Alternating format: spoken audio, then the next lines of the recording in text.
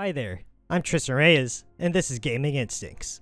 Monster Hunter Iceborne recently came out, and we at Gaming Instincts bet that many veteran hunters and probably new players will want to tackle these monsters head-on with their high-tier gear. Well, they'd be wrong, as the monsters in Iceborne are both dangerous and crafty. That's something to expect when the Hoarfrost Reach introduces players to master rank battles to deal with as soon as they start the new expansion. The very first battle that players will meet in this new world is something a bit familiar: the Beotodus. The Beotodus may be similar to the other Piscine wyverns of the past, like the Beotodus and Laviosoth, but its distinct revving of its roar and snowy armor will leave unprepared players traumatized. The Beotodus is seriously no joke and will dance around your attacks as you try to hit him. You're going to need a lot of damage and defense if you wish to survive the many hits you'll no doubt take while fighting this fiendish fish. Generally, you'll want to be fast, as the snow covering the creature will add some defense to it, so deal damage to the back, tail, and head in order to take it all off. If it stays on, you won't be able to do jump attacks to mount it. So let's look at its elements and ailments. Additionally, it's an ice-type creature, so it will give the Hunter Ice Blight during a few of its attacks. Though if you damage the creature's legs and feet, the Ice Blight will happen a bit less. So this also means that the Beotodus is incredibly weak to fire-type weapons with a 3-star rating. Your second best bet against it will be Thunder, with 2-star weakness. Also, water-type weapons are only a bit effective with a 1-star weakness. The Beotodus is a Piscine wyvern, meaning that it is completely unaffected by dragon-type weapons, and it being ice means that it is also unaffected by ice-type weapons, so use an elementalist weapon if you have to.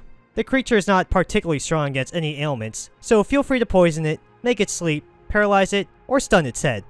Since the creature is always covered in snow and requires a bit of damage to fully remove it, I recommend using blast-type weapons so you can hopefully remove the snow armor quickly.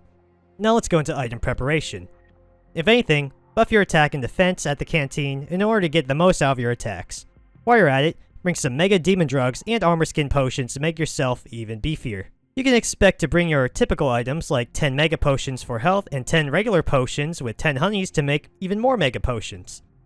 You'll also be able to grab a few herbs and honeys during the fight, so don't worry too much. Additionally, bring some well-done steaks with both max and hopefully ancient potions, if you happen to go down and lose your buffs. Items that are especially useful are flash pods used to blind it temporarily. More importantly, bring screamer pods made with scream sacks. This will temporarily cause the Beotodus to be knocked out of swim mode in the snow, and will be vulnerable until it decides to go back underground. Of course, bring nullberries to get rid of Ice Blight when the Beotodus uses its ice-based attacks. Finally, you'll need hot drinks to survive the cold. Luckily, peppers can be found during your time here, but if it's your first time, grab them while you can. If you want to make the fight slightly easier for yourself, bring some traps and tranquilizers to hopefully capture it. It's generally easier to capture creatures, and you don't have to deal with the rage attacks for when the Beotodus is on its last leg. Now let's look into the fight. As said before, the Beotodus is quick, elusive, and constantly moving. The thing just about always wants to stay underground, keeping its most important weak point safe: its legs. If you use a screamer pod or mount the giant fish, you'll be able to knock it down and attack its legs. When it gets back up, it will walk around and use its overground attacks. His more powerful moves aren't used in this mode, but he can still pack a punch, so keep hitting his legs during this. If he decides to go underground, keep attacking from the sides and try to aim for his fins, as they are another weak point. You can also attempt to break its horn and cut its tail off too, as it being submerged underground makes its face, back, and tail pretty close. Unfortunately, when it gets underground, you have to pay attention to what the Beotodus does to predict some of the more dangerous Ice Blight attacks. You can easily tell when it will do these attacks when it decides to completely submerge. It will either cause a big ice splash from underground, which does a decent amount of damage, jump towards you with shards of ice, and attack from below as well. Also, look out for the Beotodus' unique revving roar, as it will definitely try to charge you or do another Ice Blight attack. Of course, if you're caught in Ice Blight, you can use one of the many hot springs to get rid of the debuff and feel a bit refreshed as well. If you want to get more damage done in between these attacks, aim for its head and try to use your Clutch Claw to weaken it. It's pretty easy to Clutch Claw this thing when it's above ground and walking, but it's also doable when it's swimming, albeit harder to do. Near the very end of its life, it'll start to be dazed and just stand around being tired. This is a great chance to set up trap, try to capture it. Though, if you're like me and don't have any traps, some bomb barrels will do if it actually decides to sleep.